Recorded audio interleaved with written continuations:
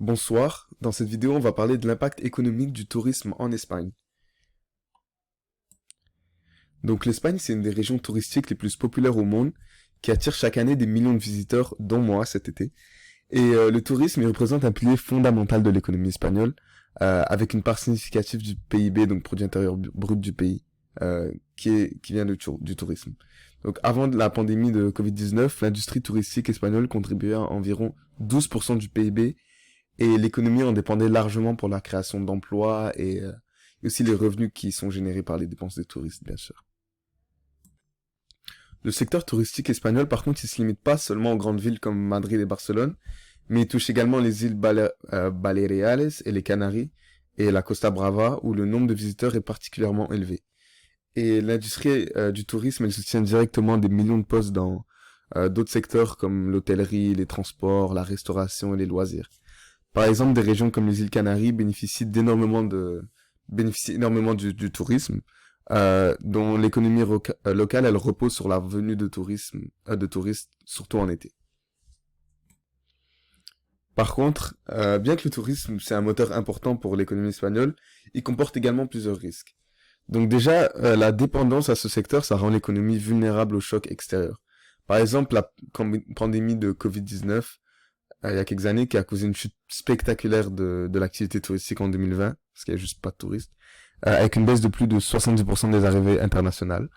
Et ça a provoqué une forte hausse du chômage en Espagne, surtout dans les régions où le tourisme est une activité clé, les régions qu'on a dit plus tôt, et une chute importante évidemment des revenus de l'État.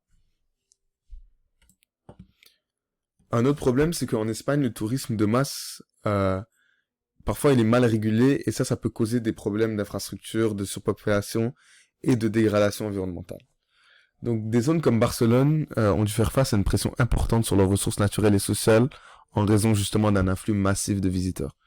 Et ça a conduit les autorités à repenser certaines politiques, comme la régulation du nombre de touristes dans certaines zones, et aussi à promouvoir un tourisme qui est plus durable et moins saisonnier. Parce que là, tout est concentré dans l'été, ce qui est jamais bon. Donc pour compenser les effets négatifs et remédier à cela, le gouvernement espagnol et les acteurs du secteur, ils ont lancé des initiatives qui visent à diversifier l'offre touristique là-bas. Par exemple, le tourisme culturel, gastronomique et rural a été mis en avant pour attirer beaucoup de visiteurs au long de l'année, et non seulement durant la haute saison estivale, ce qui peut régler leurs problèmes de tourisme de masse.